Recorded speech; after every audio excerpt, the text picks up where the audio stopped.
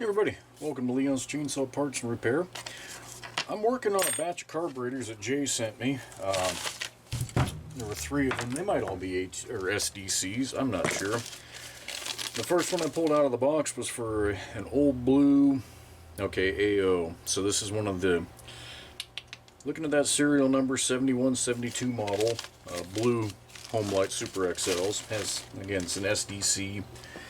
I didn't look at exactly what series it is, but long and the short of it, rebuilt this, never would start because it was always flooded. Tried a lever adjustment and still doesn't start except with a drill. Then it dies down, or idles down and dies.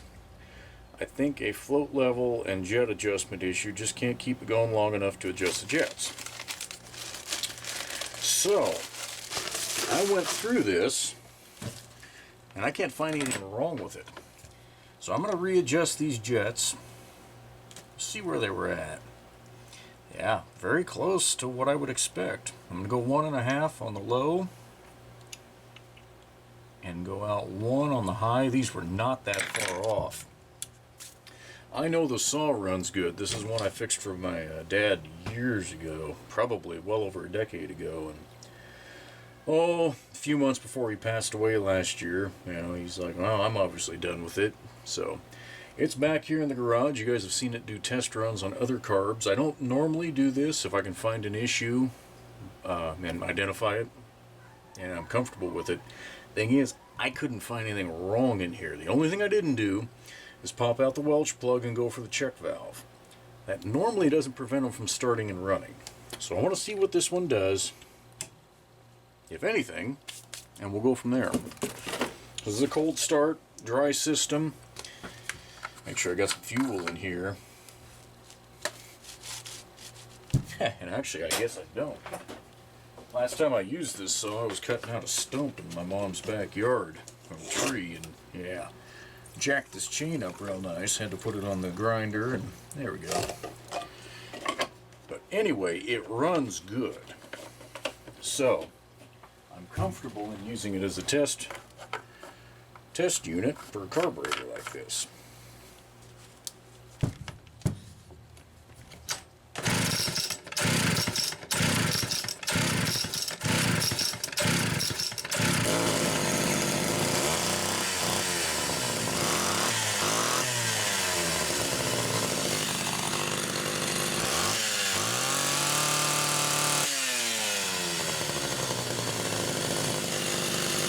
Definitely rich on the high side.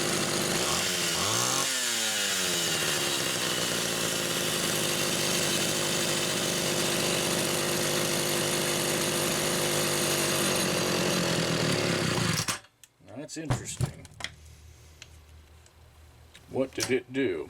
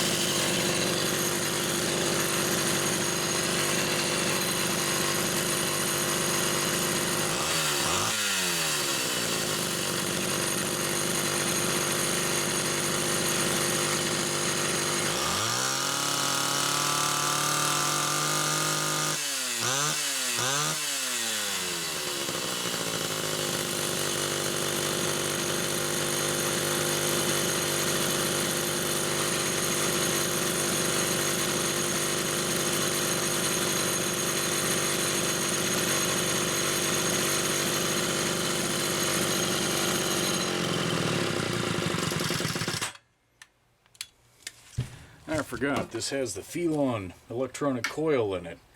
And unfortunately, I've come across quite a few of those where the ground tab burns out or breaks inside or something. So the on-off switch doesn't work anymore. That's on the coil itself. I'm not going to replace it just because of that. So anyway, carb number 1, we'll do a quick restart. I won't even give it any throttle. I think this one's good. Well,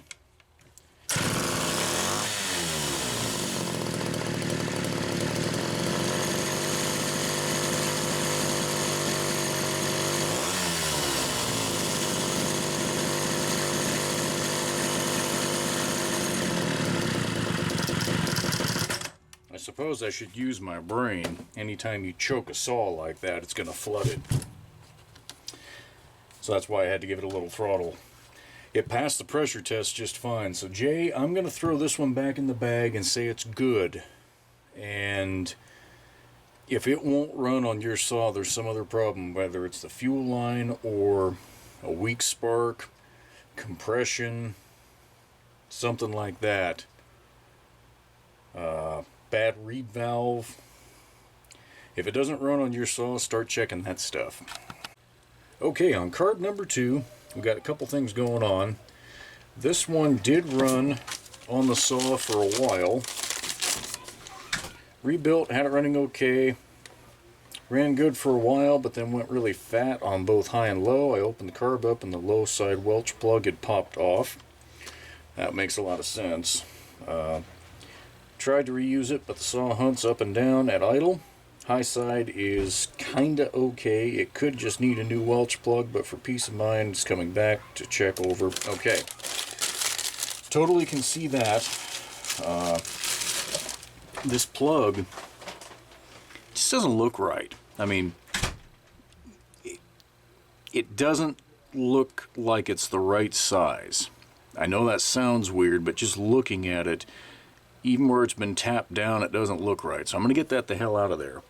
But the other thing I want to check real quick is I've already got this loose. This is the high speed or main nozzle, whatever you want to call it, on these Zamas. This is one of the Zama C2. And this gets real confusing. Where is the rest of this number? Where the hell is the rest of the number? There we go. So this is actually what they called a 2020. See that serial number? It's real easy with the guys on eBay to mix this crap up with the Zama carb that came on the little Super 2s and XLs. Be very careful. That's all I'm going to say. Be very careful. But this nozzle has a check valve in the end of it. So we're going to test it. It should flow one way, but nothing should come back through it. So I'm going to use my carb tester here and see.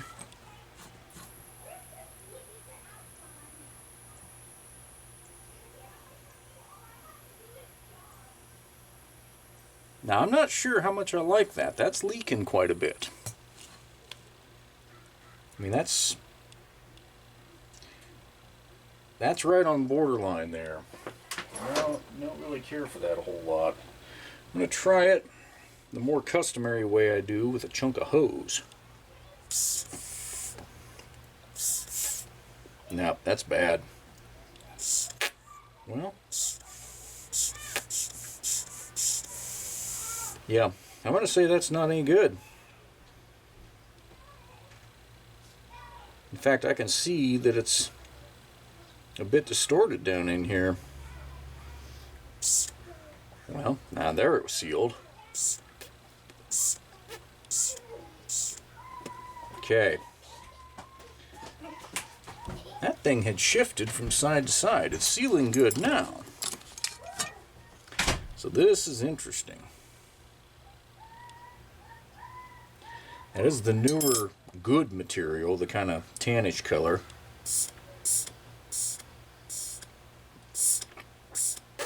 Okay. Interesting. Jury's out on this one. I'm going to put it back in. And I'm going to try it. I'm going to get that Welch plug replaced. And then I'll give this thing another test run. Note, I've got the high-speed screw out. If you don't take the screw all the way back out before you start unscrewing this, you can rip the tip off. You don't want to do that. Okay, here we go. Test run on number 2.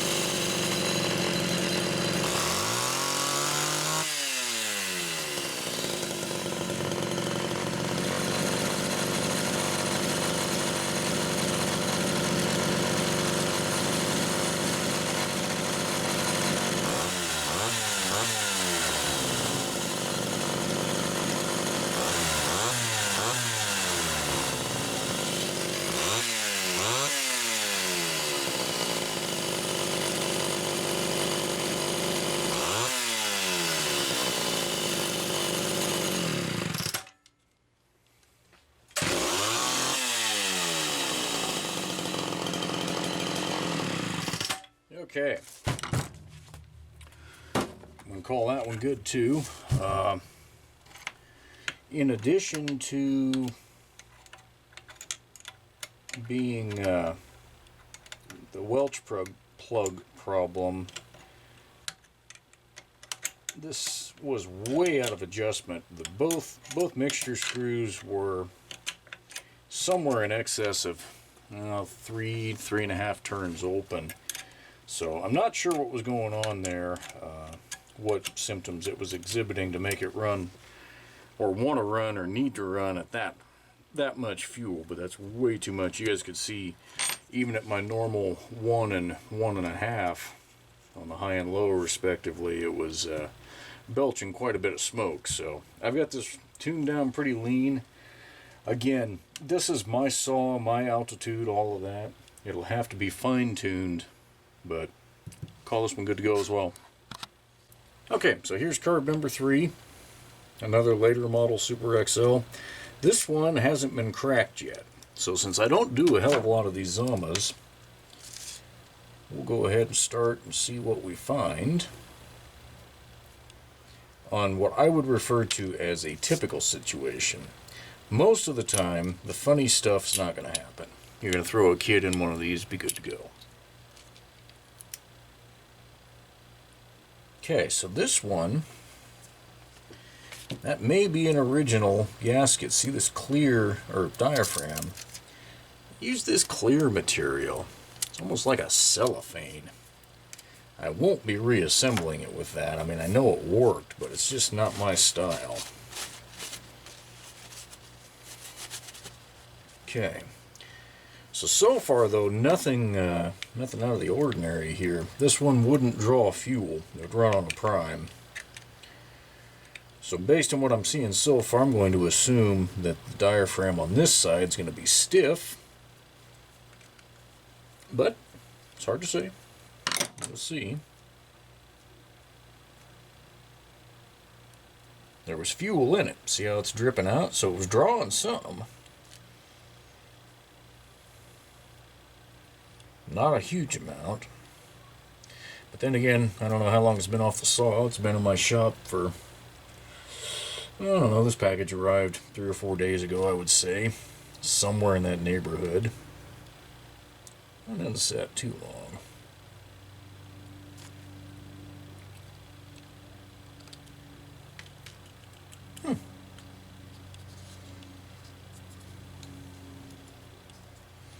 Well,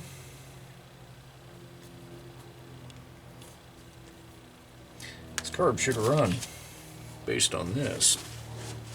There's a little bit of gummy, scummy buildup here on the cover. I don't know what that's all about, but because it's apart, we're cleaning it. It's just common sense. Welch plug on this one, I think is factory, and it doesn't look bad. Someone may have already put a kit in this. At some point. That arm's adjusted right for grins. We'll pop that high-speed nozzle out. Take a little peek at how it's doing. Ooh, that's tight. There we go.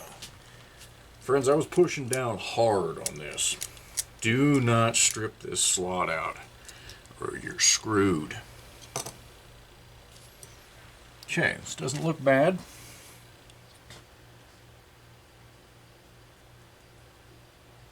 I think sometimes these things get caught off center when some fuel dries up. That's just a theory, I don't know.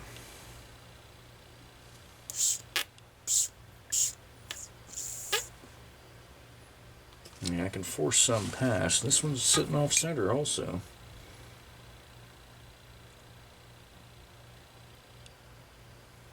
It's interesting. I don't necessarily like that design, but I guess it is what it is. Alright, that passes the same test that a HDC one would do, that I know would run, so.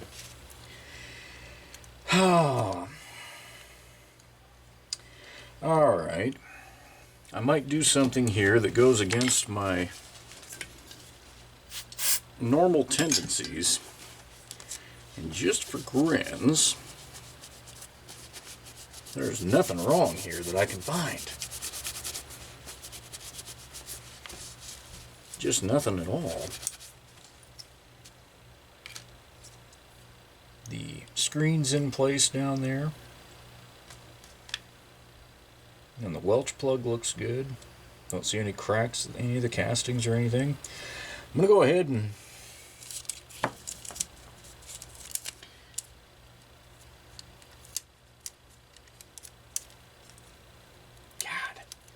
part of me wants to reassemble it with that in there. But I'm not going to. I'll go ahead and replace that. That one diaphragm. The gaskets, this diaphragm, there's nothing, absolutely zilch wrong with it. I've never been a fan of that clear material. So I'm going to reassemble it with a new pump diaphragm, and we'll come back for a test run. Okay, let's see if number 3 is charmed as well. That might have been residual. Yeah.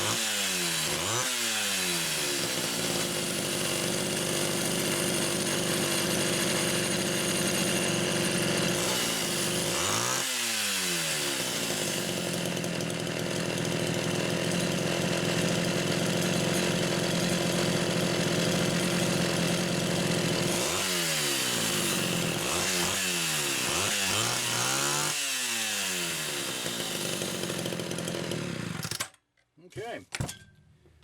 Well, on installation of that one, I slipped the damn throttle linkage out. That's why I was doing it by hand. But I'm going to say number 3 is charmed too. It's funny, every single one has tuned quite a bit differently. I've had to adjust the idle speed on each one. I don't know if that's the shape of the throttle arm in relation to the butterflies. I don't know. But in general, the settings are going to be very, very close, Jay. Like I say, your elevation, your compression, things like that will make a small difference, but we should be talking about minor tweaking, like 1 or 2 screwdriver blade widths would be my guess. So anyway, I'm going to get this one off, get it airing out with the other 2, and get these heading back your way very soon.